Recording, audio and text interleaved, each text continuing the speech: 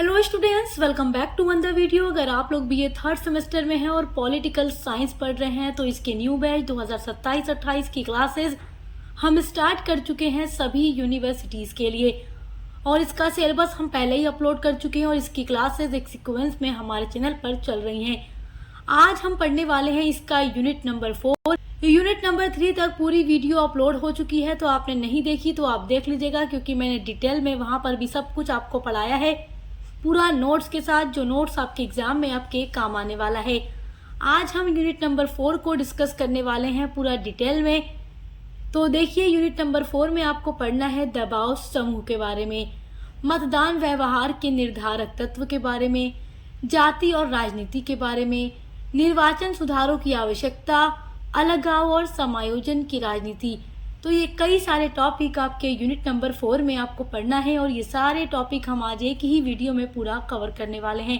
तो यहाँ से आपके कई सारे क्वेश्चंस बनेंगे, क्योंकि कई सारा टॉपिक आपके यूनिट नंबर 4 में है। यहाँ से लॉन्ग और शॉर्ट सभी क्वेश्चन बनेंगे, एमसीक्यूज भी बनेंगे, तो पूरा आपका इस वीडियो से कवर होने वाला है। तो चलिए स्टार्ट करते हैं और सबसे पहले हम दबाव समूह के बारे में पढ़ेंगे। दबाव समूह को इंग्लिश में प्रेशर ग्रुप कहा जाता है। तो आइए सबसे पहले जानते हैं दबाव समूह का मतलब क्या होता है, इसका अर्थ क्या होता है। देखिए स्टूडेंट्स, दबाव समूह ऐसे लोगों का एक समूह होता है, एक संगठित समूह होता है, जो अपने सामूहिक हितों की पूर्ति कराने के लिए या अपनी मांगों को पूरा कराने के लिए सरकार की जो नीतियां होती हैं, सरकार के जो निर्णय होते हैं, उनको प्रभावित करने का प्रयास करते रहते हैं, उनको प्रभावित करने की कोशिश करते हैं। और सरकार की नीतियों और निर्णयों को प्रभावित इसलिए ये करते हैं क्योंकि इनका मुख्य जो उद्देश्य है वो सरकार बनाना नहीं होता, बल्कि सरकार के फैसलों पर प्रभाव डालना होता है। जिस तरीके से मैंने आपको इसके पहले वाली वीडियो में राजनीतिक दल के बारे में पढ़ाया था, तो आप जानते हैं राजनीतिक दल जो होते हैं उनका सबसे पहला उद्देश्य सरकार बनाना होता है, शासन करना होता है। लेकिन दबाव समूह का मकसद शासन करना नहीं होता, सरकार बनाना नहीं होता, बल्कि सरकार के फैसलों पर प्रभाव डालकर अपनी मांगों को पूरा कराना होता है। देखिए, जब भी कोई समूह सरकार पर अपनी मांगे मानने के लिए दबाव डालता है, सरकार के ऊपर प्रेशर डालता है कि आप हमारी मांगों को पूरा करो, एक दबाव डालता है, तो ऐसे समूह को दबाव समूह कहा जाता है। आइए अब जानते हैं दबाव समूह के प्रमुख लक्षण क्या क्या हैं। दिस इज वेरी इंपॉर्टेंट, क्योंकि ये एग्जाम में लॉन्ग क्वेश्चन में पूछा जाता है। देखिए, दबाव समूह जो है वो अपने उद्देश्यों को प्राप्त करने के लिए नीति निर्माताओं को भी प्रभावित करते हैं। तो ये दबाव समूह का पहला प्रमुख लक्षण है। अगर आपसे एग्जाम में विशेषताएं पूछ दे, दबाव समूह की विशेषताओं का वर्णन कीजिए, तो भी आप यही लिख करके आएंगे। लक्षण पूछे या विशेषता पूछे, बात एक ही है। दबाव समूह का दूसरा प्रमुख लक्षण है, देखिए, दबाव समूह का जो संबंध है वो विशिष्ट मसलों से होता है।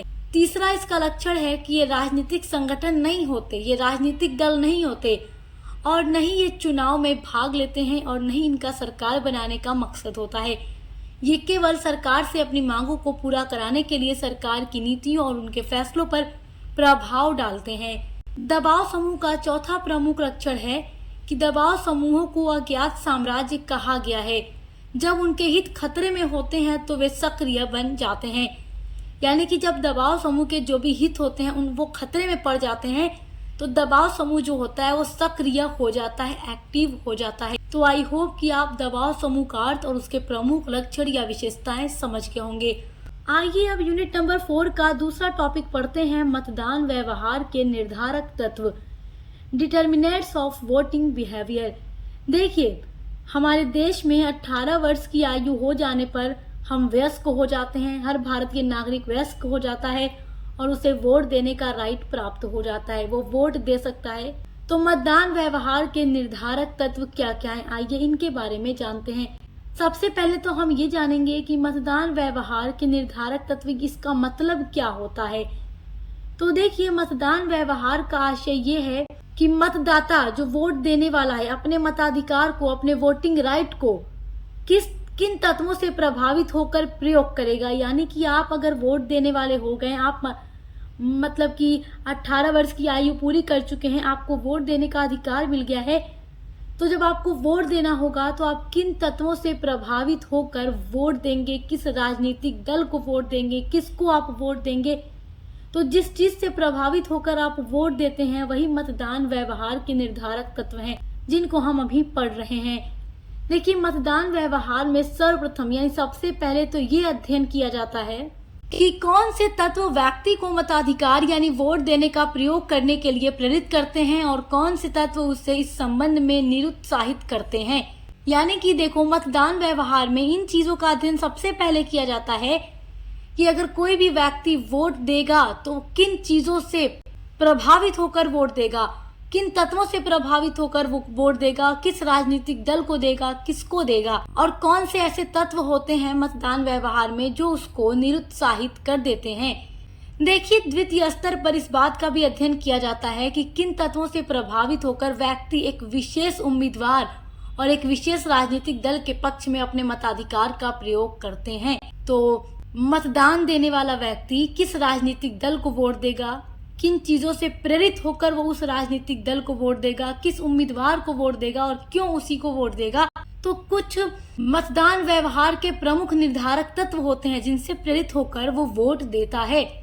तो आइए अब उनके बारे में जानते हैं। देखिए, मतदान व्यवहार के प्रमुख निर्धारक तत्व में सबसे पहला जो तत्व आ जाता है वो है जाति, यानी कुछ लोग जाति के अकॉर्डिंग भी वोट देते हैं। दूसरा है धर्म, यानी धर्म के आधार पर। तीसरा है आर्थिक स्थिति को देख करके।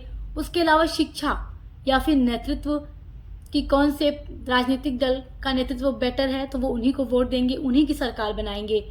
उसके अलावा सरकार का प्रदर्शन, यानी सरकार का प्रदर्शन अगर अच्छा होगा तो जनता उनसे प्रेरित होती है और उन्हीं को वोट देती है। तो ये सारे निर्धारक तत्व हैं जिनसे प्रेरित होकर मतदाता मतदान करता है। आइए अब आपके यूनिट नंबर 4 का तीसरा टॉपिक पढ़ते हैं, निर्वाचन सुधारों की आवश्यकता। यानी निर्वाचन सुधारों की आवश्यकता क्यों होती है, आइए जानते हैं।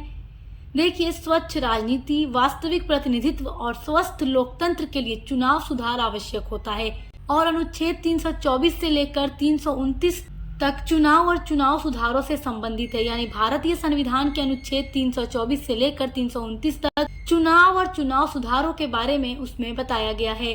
तो देखिए, चुनाव सुधारों से संबंधित संवैधानिक अनुच्छेद निम्नलिखित इस प्रकार हैं। आइए इनको जानते हैं क्योंकि एग्जाम में ये क्वेश्चन लॉन्ग में पूछता है। तो जिस तरीके से मैंने नोट्स बनाया है आप इसको अपने नोटबुक में नोट कर लीजिए, क्योंकि एग्जाम में जब आप ये लिख करके आएंगे तभी आपको पूरा नंबर मिलेगा। क्योंकि जब आपसे एग्जाम में क्वेश्चन पूछेगा निर्वाचन सुधारों की आवश्यकता का वर्णन कीजिए, तो आपको ये पूरा लिख करके आना होगा जो मैं आपको पढ़ा रही हूँ। तो देखिए, पहला पॉइंट है अनुच्छेद 324 चुनावों के अधीक्षण, निर्देशन और नियंत्रण से संबंधित है, जो चुनाव आयोग में निहित होगा।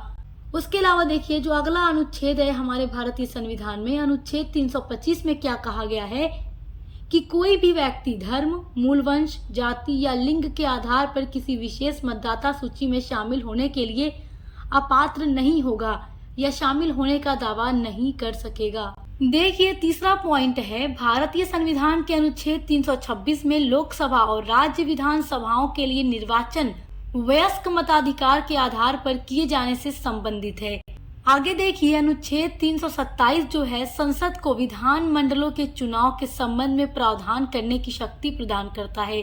उसके अलावा अगला अनुच्छेद है अनुच्छेद 328 जो किसी राज्य के विधान मंडल को ऐसे विधान मंडल के लिए चुनाव के संबंध में प्रावधान करने की शक्ति प्रदान करता है। छठा पॉइंट है अनुच्छेद 329 जो है चुनावी मामलों से संबंधित न्यायालयों द्वारा किसी भी प्रकार का हस्तक्षेप करने पर रोक लगाता है। तो आई होप कि आप चुनाव सुधारों से संबंधित संवैधानिक अनुच्छेद को समझ गए होंगे। आइए अब जानते हैं कितने चुनावी सुधार किए गए हैं जो कि आपके एग्जाम के लिए इम्पोर्टेंट है। देखिए, अधिकारियों द्वारा किए गए चुनाव सुधारों को मोटे तौर पर 2 श्रेणियों में बांटा जा सकता है, सन 2000 से पहले और 2000 के बाद। तो देखिए, मैंने अभी आपको बताया कि चुनावी सुधार को 2 श्रेणियों में बांटा गया है। पहला जो सुधार सन 2000 से पहले किया गया और दूसरा सन 2000 के बाद जो चुनावी सुधार हुए। तो आइए सबसे पहले देखते हैं सन 2000 से पहले जो चुनाव में सुधार किए गए। उसमें पहला सुधार किया गया मतदान की आयु कम करना। देखिए, संविधान का जब 61वां संशोधन किया गया तो उसमें मतदान के लिए न्यूनतम आयु 21 वर्ष से घटाकर 18 वर्ष कर दी गई। यानी कि इससे पहले जो न्यूनतम आयु थी वो 21 वर्ष थी। कोई भी भारतीय नागरिक जब 21 वर्ष का हो जाएगा तभी वो वयस्क माना जाएगा और उसे वोटिंग राइट प्राप्त होगा। लेकिन जब हमारे भारतीय संविधान का 61वां संशोधन किया गया तो मतदान आयु को घटाकर 21 वर्ष से घटाकर 18 वर्ष कर दी गई और हमारे भारत में कोई भी महिला या पुरुष जब 18 वर्ष के हो जाते हैं तो उन्हें वोट देने का राइट प्राप्त हो जाता है। दूसरा जो सुधार हुआ वो है इलेक्ट्रॉनिक वोटिंग मशीन, यानी कि वोट देने के लिए जो इलेक्ट्रॉनिक वोटिंग मशीन है वो भी सन 2000 पहले ही आई। देखिए तीसरा सुधार क्या हुआ, राष्ट्रीय सम्मान अधिनियम 1971 का उल्लंघन करने पर दोष सिद्धि पर अयोग्यता।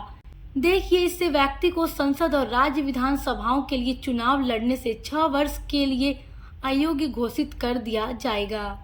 देखिए जो अगला सुधार किया गया वो है 2 से अधिक निर्वाचन क्षेत्र से चुनाव लड़ने पर प्रतिबंध, यानी एक उम्मीदवार 2 से अधिक निर्वाचन क्षेत्रों से चुनाव नहीं लड़ सकता है। उसके अलावा 5वां सुधार है चुनाव लड़ने वाले उम्मीदवार की मृत्यु। देखिए पहले क्या होता था, चुनाव लड़ने वाले उम्मीदवार की यदि मृत्यु हो जाती थी तो चुनाव को रद्द कर दिया जाता था। भविष्य में चुनाव लड़ने वाले उम्मीदवार की मृत्यु अगर हो गई तो चुनाव रद्द नहीं किया जाएगा, तो ये भी सुधार किया गया। तो मेरे प्यारे स्टूडेंट्स, अभी हमने देखा सन 2000 से पहले जो चुनावी सुधार हुए। आइए अब देखते हैं सन 2000 के बाद चुनाव सुधार क्या क्या हुए। पहला सुधार किया गया एग्जिट पोल पर प्रतिबंध। देखिए जन प्रतिनिधित्व अधिनियम 1951 के तहत चुनाव आयोग ने मतदान की शुरुआत होने से लेकर के मतदान समाप्त होने के आधे घंटे बाद तक एग्जिट पोल को प्रतिबंधित कर दिया है। देखिए लोकसभा और राज्य विधानसभा में चुनाव के दौरान एग्जिट पोल के परिणाम प्रकाशित करने पर 2 वर्ष का कारावास या जुर्माना अथवा दोनों सजा हो सकता है। देखिए सन 2000 के बाद जो अगला सुधार हुआ वो है चुनावी खर्च पर सीलिंग। लोकसभा सीट के लिए चुनावी खर्च की सीमा को बढ़ाकर बड़े राज्यों में 70 लाख रुपए कर दिया गया है, वहीं छोटे राज्यों में ये सीमा 28 लाख रुपए तक है। देखिए जो अगला सुधार किया गया वो है जागरूकता और प्रसार। देखिए युवा मतदाताओं को चुनावी प्रक्रिया में भाग लेने के लिए प्रोत्साहित करने हेतु भारत सरकार हर वर्ष 25 जनवरी को राष्ट्रीय मतदाता दिवस के रूप में मनाती है। यह सिलसिला वर्ष 2011 से शुरू हुआ। अगला जो सुधार हुआ सन 2000 के बाद वो है नोटा। देखिए वर्ष 2013 से नोटा व्यवस्था लागू करना एक अहम चुनाव सुधार माना जाता है। नोटा का मतलब है उपरोक्त में से कोई नहीं, यानी नोन ऑफ द एबोव। देखिए जो ईवीएम होता है उस पर सबसे नीचे आप देखेंगे नोटा लिखा होता है, जिसका मतलब है नोन ऑफ द एबोव, यानी कि नागरिक इसको भी चूज कर सकते हैं। आइए अब आपके यूनिट नंबर 4 का लास्ट टॉपिक पढ़ते हैं, भारत में अलगाव और समायोजन की राजनीति। तो आइए जानते हैं क्या होता है ये। देखिए भारत में अलगाव और समायोजन की राजनीति राजनीतिक दलों और नेताओं के द्वारा अपने लाभ के लिए समाज के विभिन्न वर्गों, जातियों, धर्मों और समुदायों के बीच विभाजन या एकीकरण की नीतियों को दर्शाती है। यानी अलगाव में अलग और समायोजन में एकीकरण करना, यानी एकदम एक होकर राजनीति। तो आइए अब इन दोनों के बारे में पढ़ते हैं। देखिए ये जो राजनीति है अक्सर वोट बैंक को स्थिर रखने के लिए या बढ़ाने के लिए अपनाई जाती है, और इसको समझने के लिए हमें निम्नलिखित बिंदुओं पर ध्यान देना होगा। यानी हमें अलगाव की राजनीति और समायोजन की राजनीति दोनों को समझना होगा। तो चलिए सबसे पहले हम समझते हैं अलगाव की राजनीति क्या है। देखिए अलगाव की राजनीति का मकसद है समाज के किसी विशेष समूह को दूसरे समूहों से अलग करना, ताकि वह दल विशेष उस समूह का समर्थन प्राप्त कर सके। यह अक्सर जाति, धर्म, भाषा या क्षेत्र के आधार पर किया जाता है। तो अलगाव की राजनीति में पहला पॉइंट है धार्मिक आधार पर विभाजन, यानी धर्म के आधार पर। भारत में धार्मिक आधार पर राजनीतिक ध्रुवीकरण का प्रमुख उदाहरण हिंदू मुस्लिम राजनीति है, जिसमें दल विशेष समुदायों की धार्मिक भावनाओं का दोहन करते हैं। देखिए अलगाव की राजनीति में अगला पॉइंट है जाति आधारित राजनीति। देखिए कई राजनीतिक दल जाति आधारित वोट बैंक पर ध्यान केंद्रित करते हैं। उदाहरण के लिए उत्तर प्रदेश और बिहार जैसे राज्यों में दलित, पिछड़ी जातियों और उच्च जातियों के बीच विभाजन राजनीति का प्रमुख अंग है। आइए अब समायोजन की राजनीति को समझते हैं। देखिए समायोजन की राजनीति का लक्ष्य क्या है, विभिन्न वर्गों और समुदायों को एक मंच पर लाना, ताकि सभी को समाहित करके एक साझा पहचान बनाई जा सके, यानी कि धर्म जाति सभी का समायोजन किया जाए, सभी का एकीकरण किया जाए, सभी को एक मंच पर लाया जाए, चाहे वो किसी धर्म और जाति का हो। समायोजन की राजनीति में देखिए आरक्षण और सामाजिक न्याय। देखिए समायोजन की राजनीति के तहत सरकार ने सामाजिक रूप से पिछड़े वर्गों को आरक्षण देकर उनकी आर्थिक और सामाजिक उन्नति का प्रयास किया है। तो मेरे प्यारे स्टूडेंट्स, आई होप कि आज की वीडियो में आप यूनिट नंबर 4 के सभी टॉपिक को बहुत अच्छे से समझ गए होंगे और उम्मीद करती हूँ कि यहाँ से जितना भी लॉन्ग क्वेश्चन आपके एग्जाम में आएगा या MCQs आएगा तो आप इजीली एग्जाम में अटेम्प्ट कर लोगे। तो इसी तरीके से आपके हर एक सब्जेक्ट की क्लासेस हमारे चैनल पर चल रही हैं और एग्जाम की तैयारी करने के लिए important question answer, model paper और महासंग्राम क्लासेज अपलोड हो रही हैं, जिनके थ्रू आप अपने एग्जाम की अच्छी तैयारी कर सकते हैं।